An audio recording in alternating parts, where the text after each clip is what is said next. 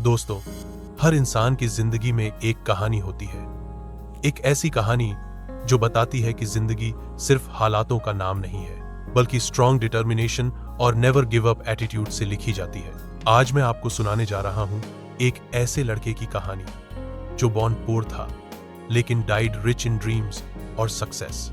एक छोटे से गांव में एक बच्चा पैदा हुआ, नाम था आरिज। घर की हालत इतनी खराब थी कि कभी कभी खाने तक के लिए पैसे नहीं होते थे। उसके पिता खेतों में मजदूरी करते, माँ दूसरों के घर बर्तन धोती, लेकिन आरिज के अंदर कुछ और ही स्पार्क था। उससे जब पूछा जाता क्यों इतना पढ़ता है, तो वो मुस्कुराकर कहता, कभी छोटे हालात बड़े सपनों को रोक नहीं सकते। 8वीं क्लास में उसके पिता बीमार पड़ गए। अब घर की पूरी जिम्मेदारी उसी पर थी। सुबह न्यूज़पेपर बांटता, दोपहर में स्कूल जाता, शाम को दुकान पर काम करता। माँ कई बार कहती, बेटा इतना मत थक, लेकिन आरिज का जवाब होता, अम्मी अगर आज मेहनत नहीं करूंगा तो कल का सूरज मेरे लिए अंधेरा ले आएगा।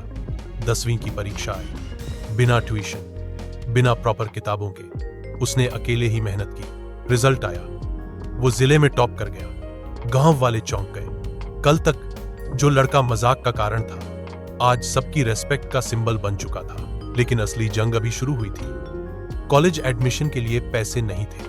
रिश्तेदार ताने मारते, पढ़ लिख कर करेगा क्या, खेत ही संभाल ले, यही तेरी औकात है। लेकिन आरिज ने ठान लिया, औकात हालात तय नहीं करते, औकात इंसान खुद बनाता है। उसने स्कॉलरशिप फॉर्म भरा और मेहनत की, और फाइनली उसे स्कॉलरशिप मिल गई। वो शहर पहुंचा, लेकिन यहां कंपटीशन बहुत टफ था।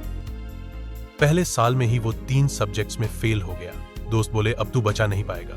उस रात आरिज ने रोकर खुद से कहा, yes I can, if I came this far I can go further. अब लाइब्रेरी उसका दूसरा घर बन गया। दिन रात पढ़ाई, स्ट्रगल, स्लीपलेस नाइट्स। धीरे धीरे उसके मार्क्स इंप्रूव हुए। 3rd ईयर में उसके प्रोफेसर ने कहा, तुम्हारे अंदर वो स्पार्क है जो दुनिया बदल सकता है, बस हार मत मानना। यह वर्ड्स आरिज के लिए लाइफ चेंजिंग थे। ग्रेजुएशन के बाद उसका इंटरव्यू हुआ मल्टीनेशनल कंपनी में। इंटरव्यूअर ने पूछा, तुम्हारा बिगेस्ट स्ट्रेंथ क्या है? आरिज मुस्कुराया और बोला, माई पॉवर्टी, जिसने मुझे सिखाया कि जिंदगी में कुछ भी आसानी से नहीं मिलता। इंटरव्यूअर स्टन रह गया और उसी वक्त उसे जॉब ऑफर दे दी गई। कुछ सालों बाद जब आरिज सक्सेसफुल इंजीनियर बन चुका था, वो अपने गांव लौटा।